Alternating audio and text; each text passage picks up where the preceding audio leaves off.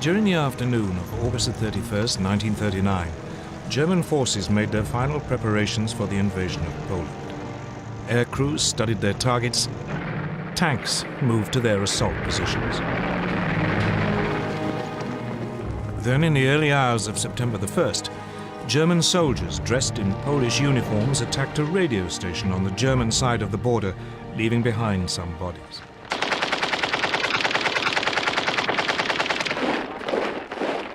This was the aggression which Hitler later used to justify his attack.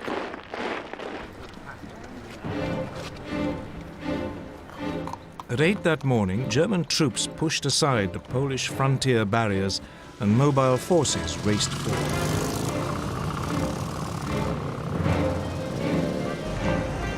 Two days later, on September the 3rd, Britain and France declared war, honoring their promise to stand by Poland. But by then, the Poles were in deep trouble.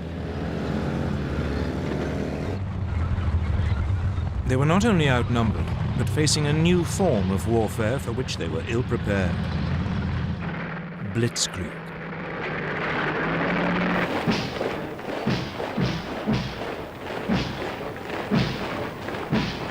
In 1939, the German army consisted of 1.5 million men. Its elite were the panzers, tanks, 6 armored divisions and 4 light divisions intended for reconnaissance, a total of 2,400 tanks. These had been designed to break through an enemy's defenses and strike deep, cutting communications and spreading confusion. Enemy strong points would be bypassed, left to the following infantry to mop up.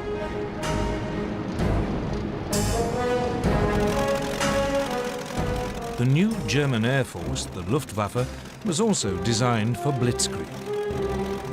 It had 2,500 aircraft lined up against the Poles. The most notorious was the Junkers Ju-87 Stuka dive bomber. It was a form of flying artillery, making pinpoint attacks in support of the fast-moving ground forces. The Poles could muster just 600 planes. On the ground, it was just as bad. Poland's army was just 500,000 strong. It had only 880 tanks. It even had 11 brigades of cavalry, lances and horses against army. But it wasn't just numbers that gave the Germans their advantage. They used their panzers in a radically new way, as separate, hard-striking units. The Polish tanks were dispersed to support their infantry. The Poles' task had been made even more difficult by the German takeover of Czechoslovakia. The west of the country, including the capital Warsaw, was now surrounded on 3 sides by German-controlled territory. This geographical advantage was essential to Germany's grand plan. The task of the first thrust of the tanks was to create an initial breakthrough. But actually winning the war depended on deep pincer movements designed to surround and crush the enemy. These would come from Army Group North under General Fedor von Bock. He would launch 2 thrusts from northeast Germany and East Prussia. Army Group South under General Gerd von Rundstedt would launch 2 more from Silesia and Slovakia. The aim would be for the pincers to meet near Warsaw and Brest-Litovsk.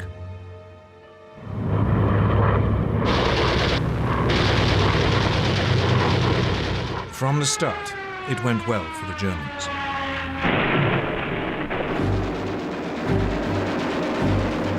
The Polish Air Force was effectively eliminated within the first 2 days.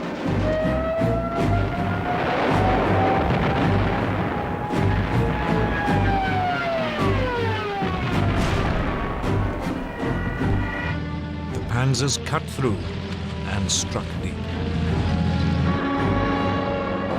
The Stukas and medium bombers proved devastatingly effective.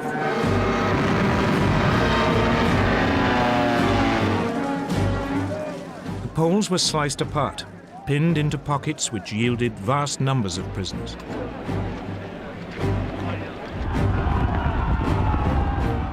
Legend has it that some Polish cavalry units gallantly tried to attack the panzers, but it was futile.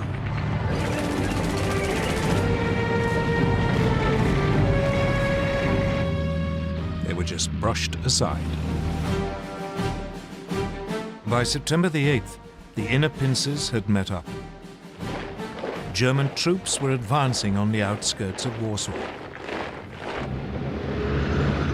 On September the 17th, the outer pincers met at Brest-Litovsk.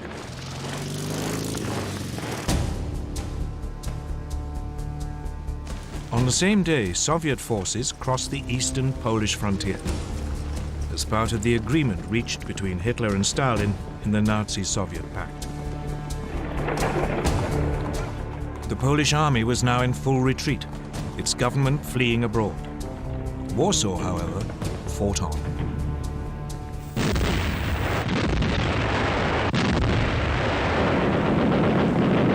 Its defenders rejected a German offer to surrender, so the full fury of the German war machine was turned on it.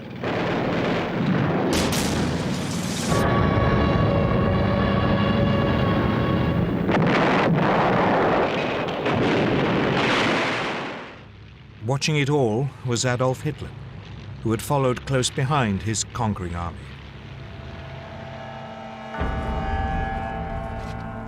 On September the 27th, Warsaw surrendered.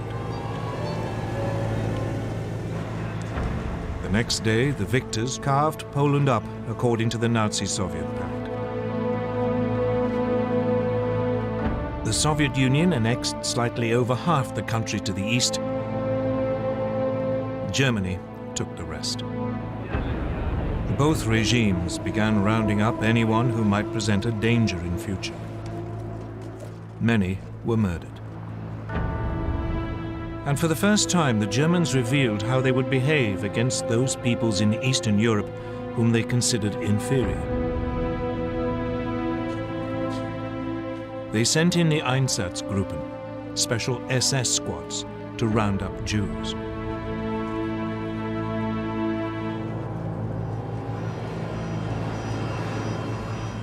Most were forced into ghettos in the major cities, where they would be starved to death. Others were executed on the spot.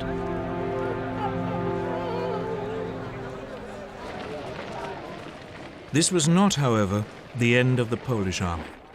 More than 50,000 troops escaped and eventually reached France. There, a provisional government had been formed by General Władysław Sikorski. The Poles would fight on bravely from abroad.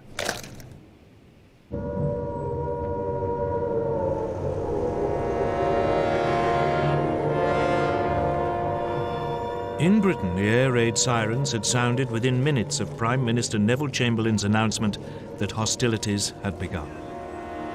In fact, despite their politicians' guarantees of Polish sovereignty, Britain and France had done very little to help Poland. As Hitler had gambled, they had no idea what to do once they had actually declared war. Both countries had begun mobilization. Air raid precautions were speeded up. Anti-aircraft guns were placed in major cities. Shelters were erected. Soon, children were being evacuated. Everyone had to carry gas masks, and a blackout was introduced.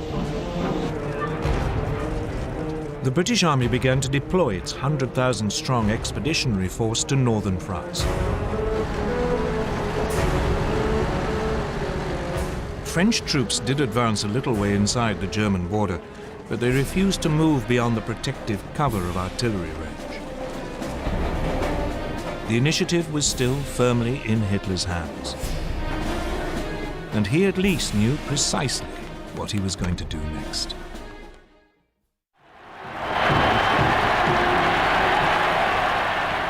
The Blitzkrieg against Poland had been a stunning success for Adolf Hitler. He had subdued an entire country in less than 4 weeks, and he was hungry for more.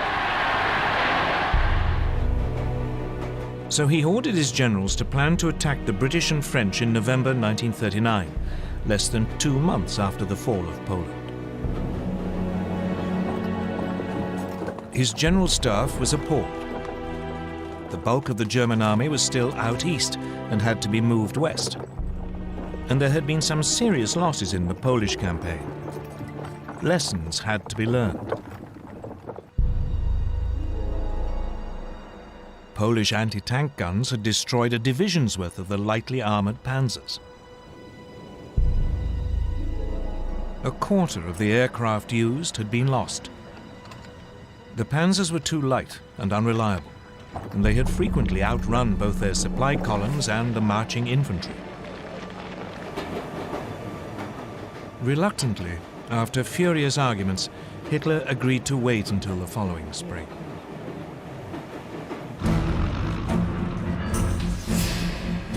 Meanwhile, his enemies were also learning lessons. Britain had thought that bombers would be a key weapon in the coming conflict. But when on September the 4th, Britain's Royal Air Force made a daylight raid on German shipping, 7 of the 30 bombers were shot down. It soon became clear that this wasn't a one-off misfortune. In some raids, over half the aircraft were lost. British bombers just weren't up to the job. So the RAF switched to night raids, and they decided to drop not bombs but leaflets, so as not to provoke retaliation.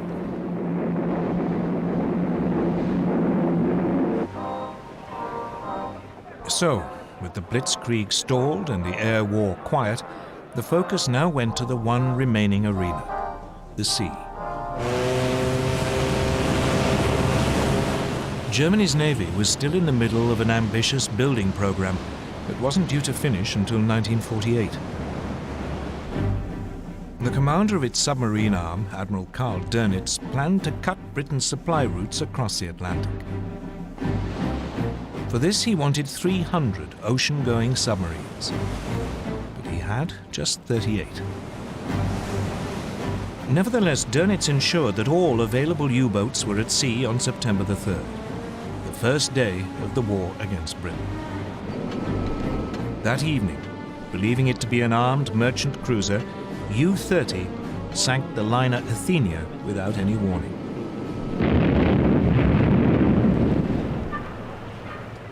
A 112 lives were lost, including 26 American citizens. The Royal Navy dwarfed its German counterpart. It had 12 battleships. Germany had none. It had 5 aircraft carriers. Germany, again, had none. So after the Athenia, Britain declared a total blockade of German ports. But for all its size, the Royal Navy had too few escort vessels. Many merchant ships had to sail alone. And by the end of 1939, more than 100 had been sunk. It quickly became apparent that the British had woefully underestimated the submarine threat. On September the 17th, U-29 sank the British aircraft carrier Courageous.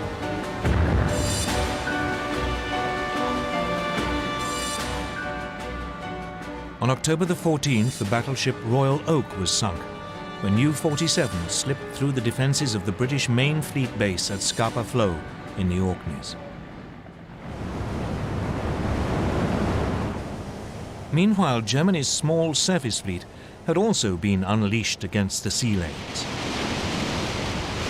In the North Sea, the battle cruisers Scharnhorst and Gneisenau intercepted a convoy on November the 22nd.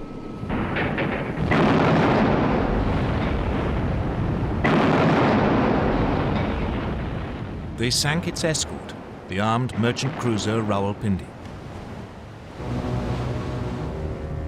But it was the pocket battleship Graf Spee which caused the greatest problems. Designed specifically for commerce raiding, Its 11-inch guns could overwhelm any ship fast enough to overtake it, and it had the speed to escape from any battleship. The Graf Spee had slipped away from Germany before hostilities began. Soon it was cutting loose in the South Atlantic and Indian Oceans. Finally, 3 British cruisers, Exeter, Ajax and Achilles, intercepted it off the River Plate on the east coast of South America. The British ships damaged the pocket battleship so badly that it had to take refuge in the neutral Uruguayan port of Montevideo. The Germans were then fooled into thinking that a more powerful British force had arrived. When the Graf Spee was commanded to leave port, her captain scuttled her rather than risk annihilation.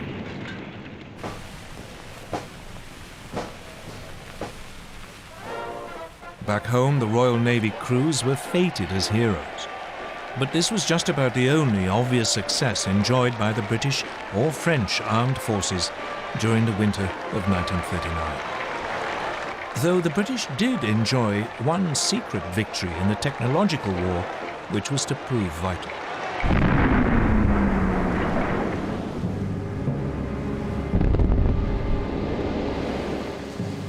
As soon as the war began, Britain began to lose large numbers of ships to German mines. What was so mysterious was that the ships didn't seem to have actually struck them. The mines had simply exploded as the ships passed nearby. Then, on the night of November the 22nd, 1939, a German plane was spotted dropping a mine at low tide in the Thames estuary. Disarmed and rescued from the mud, the mine was found to be set off by the magnetic signature of a ship passing close by. The solution was to reduce a ship's magnetic signature by hanging a copper cable round the hull and then passing an electric current through it, a process called degaussing. Once degaussing was applied to all ships, the danger from the magnetic mine was massively reduced.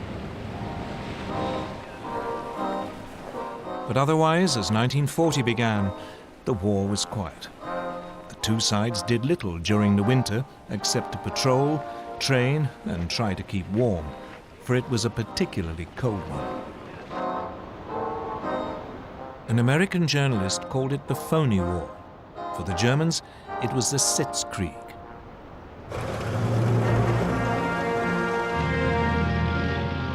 In the spring, the British Expeditionary Force took up its position towards the left of the front on the Belgian border.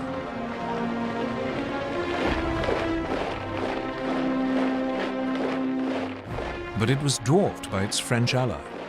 France had some 100 divisions along the Belgian and German frontiers or in reserve nearby. This imbalance meant that the British commander, Lord Gort, had to go along with the ideas of the French general Maurice Gamelin. And these were entirely defensive. French hopes were pinned on the massive ramparts of the Maginot Line. A series of fortifications, it ran from Switzerland to Belgium along the French-German border. The Maginot Line was considered to be completely impassable and would ensure that French territory remained safe. But otherwise, the Allies had no idea of how actually to defeat Germany. Instead, they brought up their forces and prepared for a repeat of World War I. They would blockade Germany to sap its strength, and they would dig in, ready to grind down the assault which they knew must come. None of their commanders seemed to consider that the Germans might have totally different ideas, or that the next moves might come in a completely different arena. Scandinavia.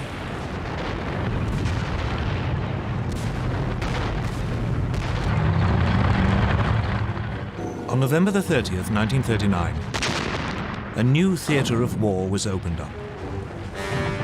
The Soviet Union invaded its tiny neighbor, Finland. Finland had only achieved independence from the Russians in 1918 and hated them. Soviet dictator Joseph Stalin was convinced that one day the Finns might allow the Germans in to attack Leningrad and the vital Arctic port of Murmansk. The Red Army outnumbered its Finnish opponents by more than 10 to 1. The invasion should have been a walkover. But its leadership had been devastated by Stalin's terrible purges. The Finns were led by General Gustav Mannerheim. He fought back using hit-and-run tactics amid the deep snow, often on skis. The Soviet troops, confused and poorly led, suffered massive losses. Finland's gallant resistance caught the imagination of the British and French.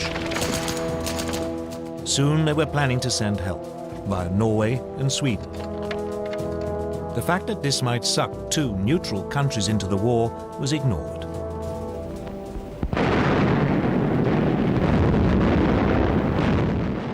But a renewed Soviet offensive at the beginning of February broke the Finnish defensive line. In early March, the Finns had to cede territory to Stalin.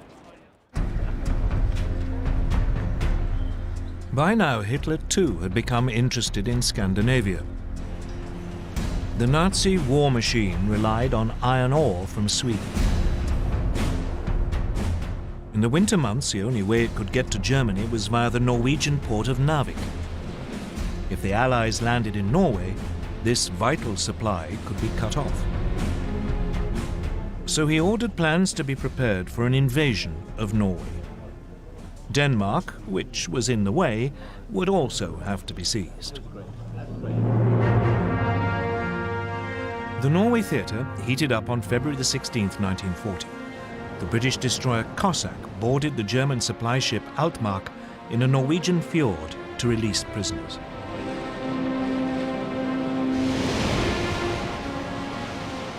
Then, on April the 9th, German troops began landing at 5 ports: Oslo, Kristiansand, Bergen, Trondheim, and Narvik. At the same time, men of their newly formed German parachute division seized Stavanger and Oslo airfields. The Norwegian defenders were swiftly overwhelmed, as were the Danes. German forces occupied their country within 24 hours. In Norway, the Germans moved swiftly to link up their beachheads and seize all the major towns. In the air, the Luftwaffe had total control. The Allies now responded. A landing force was dispatched to recapture Narvik. French and Norwegian forces achieved this on May the 28th. But a substantial German force was now approaching. So 6 weeks later, the Allies abandoned Norway to its fate.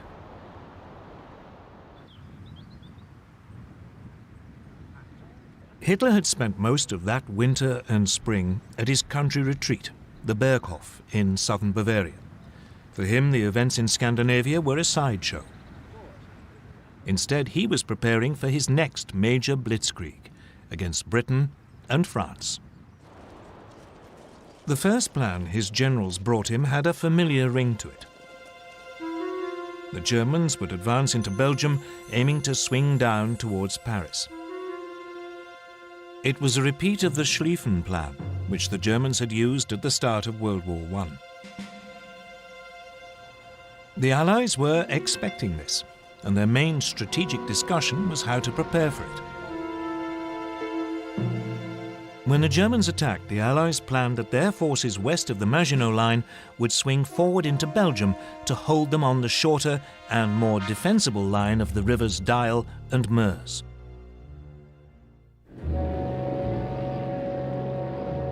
Then, on January the 10th, 1940, a German liaison aircraft lost its way and crashed in Belgium. A copy of the German plan was found. This convinced the Allies that their Dyle plan must be right, and they deployed their troops accordingly.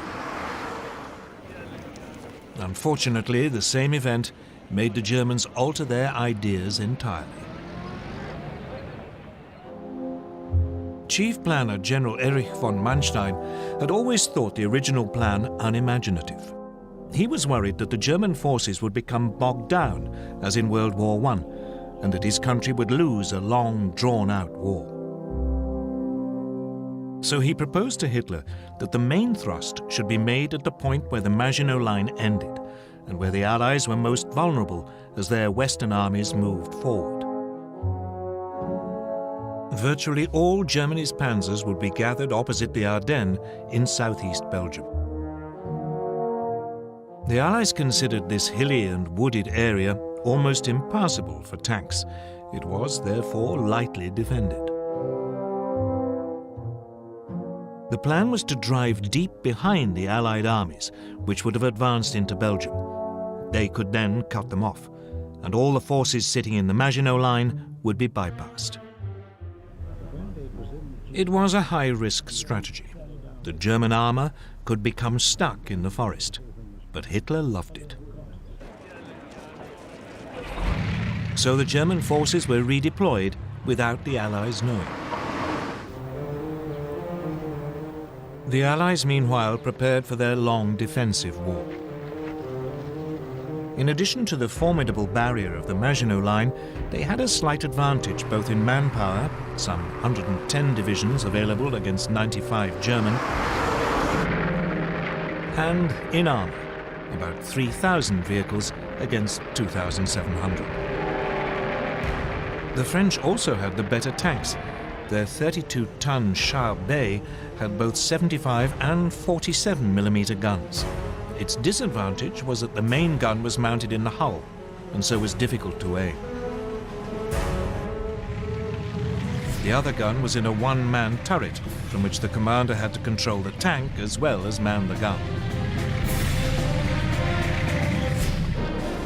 In contrast, the newest German design, the 17-ton Panzer Mark IV, had a 75mm gun in a spacious three-man turret, so its crew could work as a team, though only about 100 were available.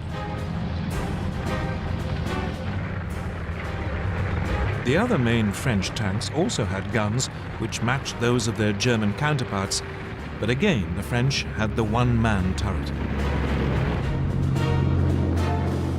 The one area where the Germans had a clear advantage was in the air. The Luftwaffe had 2,000 bombers, the Allies just 800.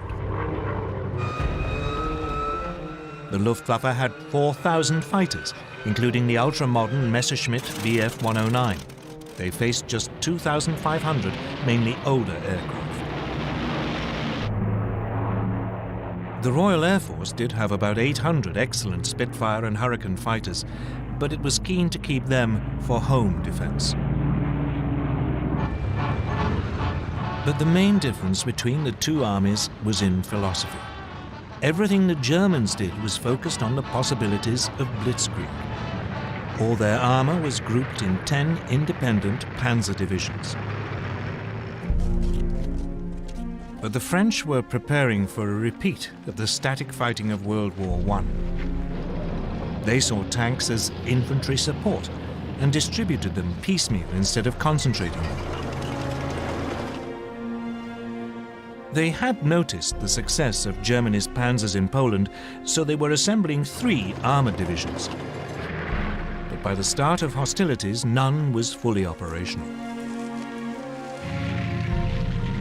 2 totally different ways of military thinking were about to go head-to-head. Blitzkrieg against static warfare. summer of 1940 would soon show which was correct. On May the 10th, 1940, Winston Churchill became Prime Minister of Britain. He couldn't have picked a worse day. That was the day Hitler chose to launch his blitzkrieg against France and Britain. At dawn, a whole German airborne division parachuted into Holland to seize bridges and airfields. Simultaneously, the massive Belgian fortress of Eben-Emael was assaulted. Paratroop engineers were dropped on top by swooping German gliders. They swiftly silenced its guns. Meanwhile, the Luftwaffe attacked Dutch and Belgian air bases. Then the frontier barriers were pushed aside. And Hitler's Army Group B, under General Fedor von Bock, now drove into Holland and Belgium.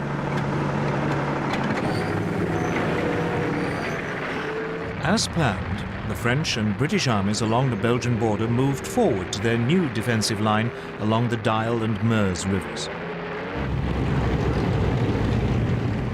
But none of the Allied commanders seemed to have noticed that German Army Group A, which had the bulk of the panzers, after brushing aside the Belgian frontier troops, had now begun driving through the hills and woods of the Ardennes to their south.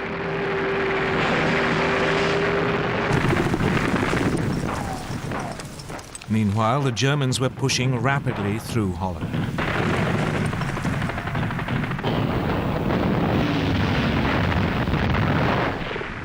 The obsolete Dutch army was no match for the highly tuned German war machine. And it was under continual heavy air attack by the Luftwaffe, which roamed the skies unchallenged. On May the 14th, the Germans demanded the surrender of the port of Rotterdam.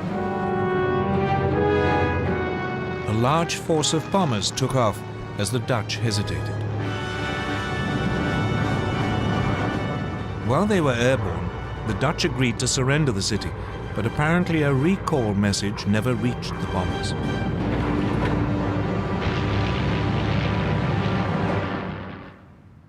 Rotterdam was devastated. The Dutch capitulated the next day.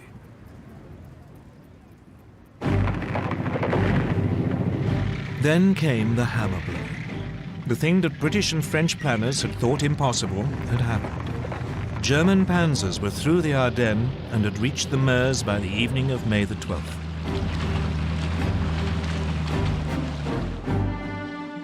Among the first to arrive at Sedan, well north of the Maginot Line, were the men of the 19th Panzer Corps, commanded by General Heinz Guderian, fresh from the triumphs in Poland. Guderian now showed how blitzkrieg should be done. He ignored the troops in the Maginot Line, and he didn't wait for his own infantry to catch up. He pushed straight on.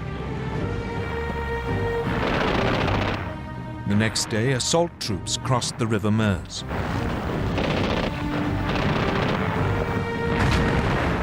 Engineers began building bridges for the armor while under heavy French fire.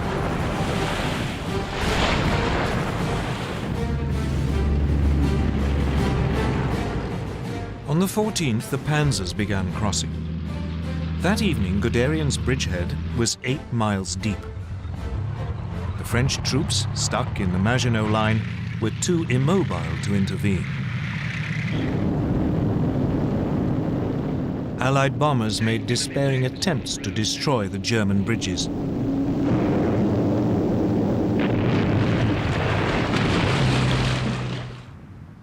But most were shot down.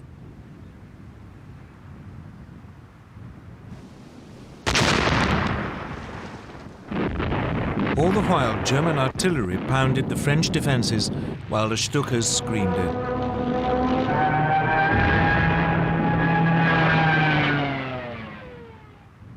Just 3 days after the attack had been launched, the French defenders around Sedan broke. Guderian's panzers began racing westwards. By nightfall, they had advanced more than 40 miles behind the northern group of Allied armies. These had been holding firm on the Dial line, but now the French Supreme Commander, General Gamelin, realized that they were about to be encircled. He ordered them to fall back. This sudden decision to withdraw bewildered the Allied troops, who had no idea what was going on behind them. As they fell back, they were hindered by a growing flood of refugees clogging the roads. That day, the French Prime Minister Paul Reynaud phoned Churchill. He said, "We are beaten. We have lost the battle." But for all the brilliance of the Blitzkrieg, the Germans were vulnerable. As the panzers raced westwards, they created an ever longer corridor just a few miles wide. The Allies realized that this was open to counterattack. The bulk of the German army was still totally dependent on horsepower or its own feet for transport, so the gap between the rampaging panzers and the follow-up infantry grew with every hour. On May the 17th, Colonel Charles de Gaulle, commander of one of the newly formed French armored divisions, made the first of 2 attempts to cut through the German line near Crécy. But the cumbersome French command system meant that units were sent into battle piecemeal, not in a coordinated thrust.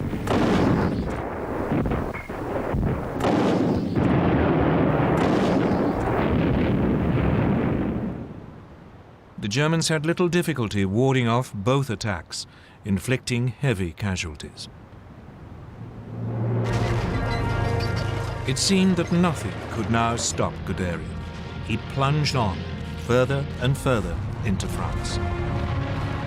By the 19th, his lead units were past Péronne. On the 20th, in an extraordinary 56-mile dash, Amiens had been taken by lunchtime. Abbeville, just 14 miles from the English Channel, was seized by 9 that evening. And at midnight, a battalion of the 2nd Panzer Division reached the coast at Noyelles. The Germans had split the Allied front in 2. Everything now depended on whether they could defend this long, thin corridor, or whether the Allies could successfully counterattack.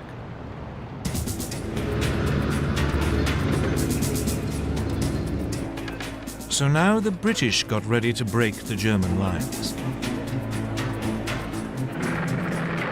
On May the 21st, 2 armored battalions prepared to launch an attack south of Arras.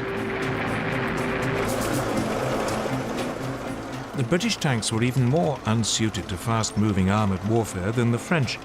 Their most effective machine, the Matilda II, had been designed for infantry support. Though well-armored, it was slow and undergunned.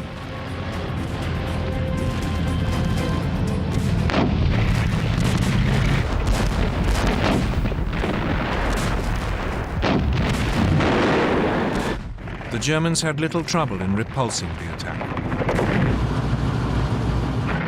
But it did have an effect.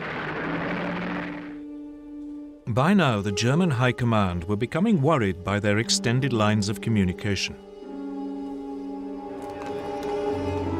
So, for the time being, driving south into the rest of France was put on hold until the infantry had caught up. The priority was to turn north and eliminate the British Expeditionary Force and the French First Army fighting beside it. On May the 22nd, Guderian and the panzers began their attack to destroy the Allied armies. These were now pulling back to the ports of Boulogne, Calais, and Dunkirk, but they were trapped.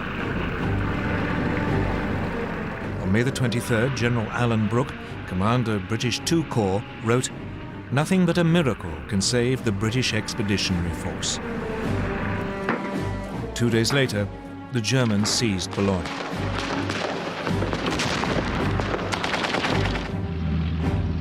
it was beginning to look as if even a miracle would be too late. May the 25th, 1940. The situation of the British Expeditionary Force and the French First Army was desperate. The port of Boulogne had been overrun. German troops had isolated Calais.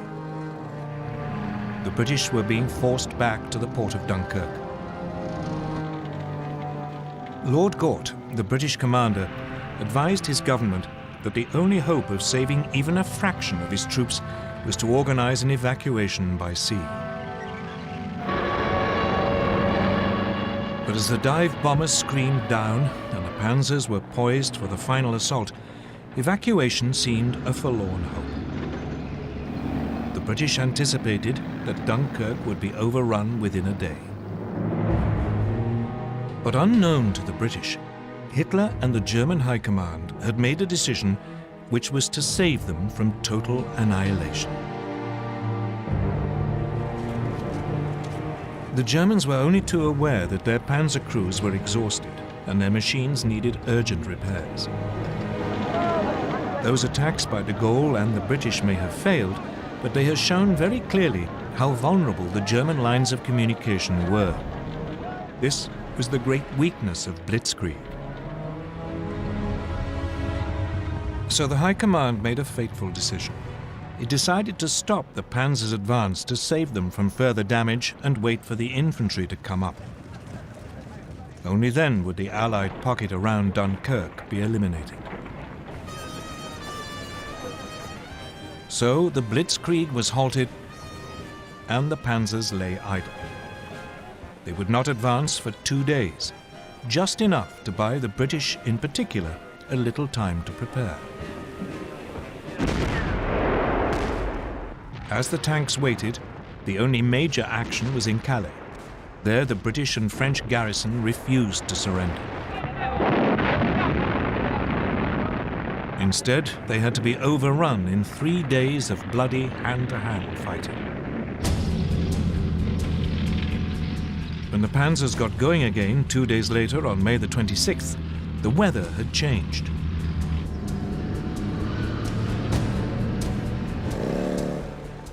The Germans became bogged down in the heavy rain, again giving the Allies more time.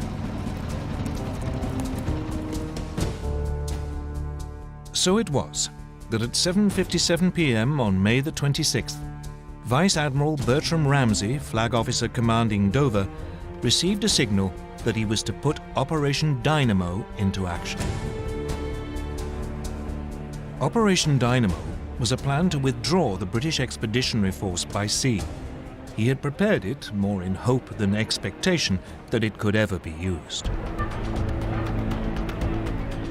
The following day, a makeshift fleet of destroyers, tugs, and passenger ferries crossed the English Channel. But by the end of the day, less than 8,000 of the over 300,000 troops at Dunkirk had been rescued.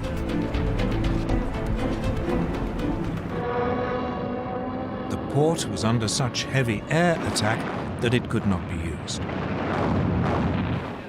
And the ships could not get in close enough to the beaches.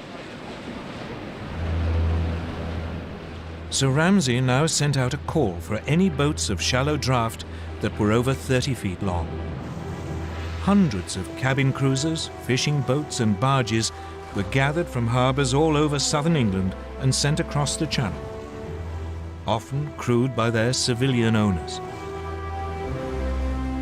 The little ships worked on the beaches of Dunkirk, ferrying troops out to the larger boats waiting to take them to safety.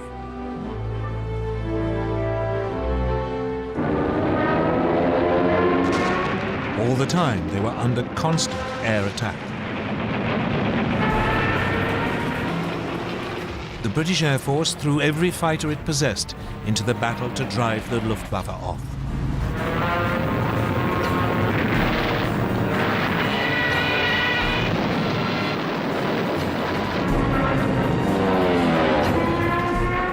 Even so, 7 French and 6 British destroyers were sunk, together with 24 smaller warships. A quarter of the 665 small boats never got home. But when the evacuation was halted on June the 4th, over 300,000 men, 41% of them French, had been rescued.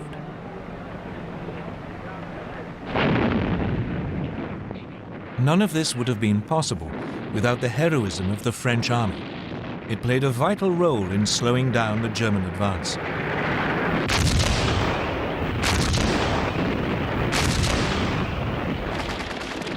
The French rearguard didn't leave its positions around Dunkirk until the last boats had pulled away from the beaches.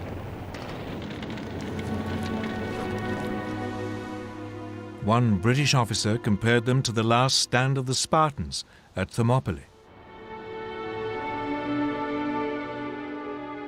Even so, the British Army had lost most of its heavy weapons. It wouldn't be fit to fight the Germans again for a long time. France still had to fight on, but it had lost more than half its army. Against them, the Germans had 92 divisions, including masses of armor.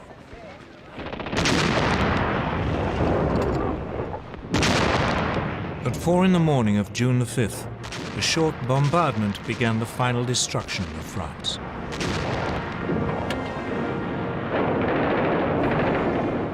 Assault troops crossed the Somme and the Aisne. At first, the French resistance was fierce, and the Germans struggled to break out of their bridgeheads. But, once again, the Luftwaffe helped crush the defenses. Soon the panzers were pushing south, and the trickle of surrendering French troops turned into a flood. By the 9th, the panzers had reached the River Seine, and the infantry were only a few hours behind. Once across the river, the Germans fanned out into the interior of the country. On the 14th, the German army marched into Paris.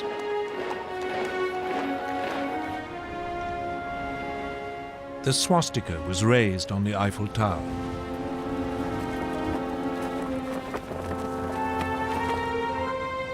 Hitler had secured the prize which had eluded the Kaiser in 1914. The Parisians could only watch in stunned horror. Throughout the period of the French collapse, Winston Churchill paid 5 visits to France, trying to bolster French resistance. On June the 16th, he even offered Paul Reynaud a union with Britain if France stayed in the fight.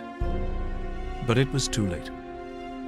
Reynaud's cabinet rejected the proposal, and the Prime Minister resigned that evening. He was succeeded by Marshal Philippe Pétain, who immediately asked the Germans for an armistice.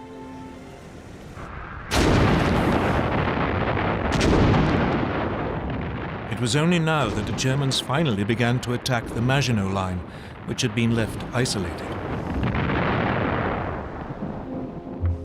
After a heavy artillery bombardment, the French defenders offered only token resistance before the German troops occupied the forts.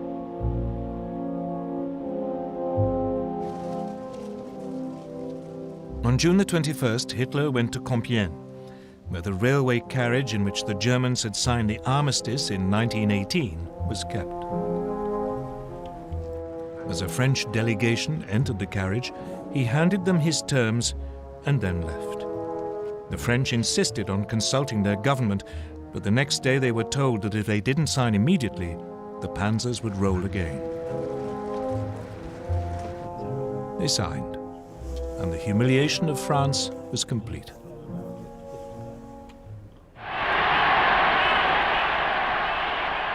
For Hitler, his control of Western Europe seemed absolute. He felt sure that Britain must now seek peace, and that soon he could turn to the next stage of his master plan. But even though the Blitzkrieg had achieved so much so fast, it hadn't won him the war. The British, battered and wounded, had escaped to fight another day.